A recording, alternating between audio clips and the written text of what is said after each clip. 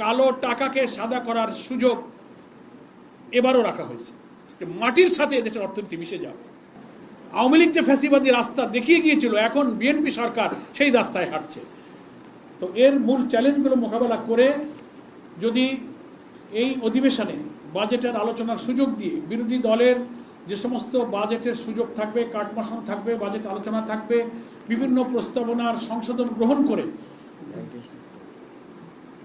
সরকার যদি সেই বাজেট প্রস্তাবনাকে সংশোধন করে এবং ব্যাংকিং সেক্টরে যে নৈরাজ্য এক্ষুনি শুরু করেছে, অনেকগুলো ব্যাংক 5টা ব্যাংকে মার্জ করে দিয়েছে, ব্যাংক রেগুলেশন আইন করে লুটপাট করে কালো টাকা বিদেশে অর্থ পাচার করা, জনগণের টাকা লুটপাট করে নেওয়া, জোর করে সরকারের গোয়েন্দা সংস্থাকে কাজে লাগিয়ে কিছু লোকের হাতে হাজার হাজার কোটি টাকা, লক্ষ কোটি টাকা তারা দিয়ে আওয়ামী লীগ যে ফ্যাসিবাদী রাস্তা দেখিয়ে গিয়েছিল, এখন বিএনপি সরকার সেই রাস্তায় হাঁটছে।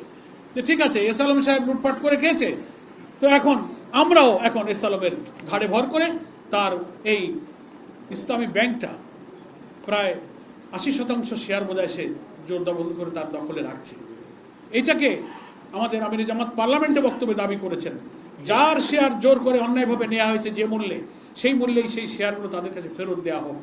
এবং অন্যায়ভাবে ব্যাংকের চেয়ারম্যান এমডিকে বদল করে এস আলমের পছন্দ মতো চেয়ারম্যান এমডি নিয়োগের যে পায়তারা করছে বাংলাদেশ ব্যাংকের গভর্নর, এটার আমরা তীব্র নিন্দা জানাই।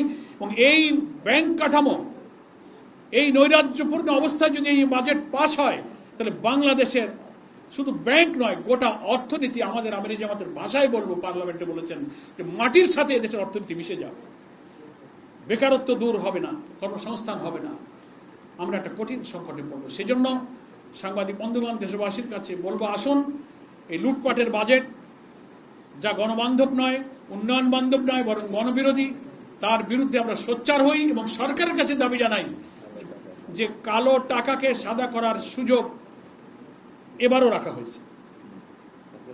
এগুলো থেকে মুক্ত করে একটা জনমুখী, জনবান্ধব বাজেট প্রস্তাবনা চূড়ান্ত করে রেওয়াজ অনুযায়ী 30শে জুন বাজেট পাস হয়, তার আগে পার্লামেন্টে সে সুযোগটা দিয়ে সরকার এখানেও যেন সংখ্যাগরিষ্ঠতার জোরে গণভোটের রায় না মেনে যেমন জনগণের বিরুদ্ধে গিয়েছেন, এই গণবিরোধী বাজেট জোর করে চাপিয়ে দিয়ে আপনারা আর জনগণের বিরুদ্ধে যাবেন না।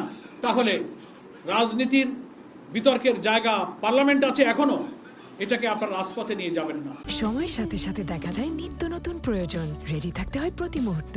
তাই এলো ইনোভার, যেন আপনি লাইফে থাকেন রেডি প্রতিদিন। Innova, designed for now.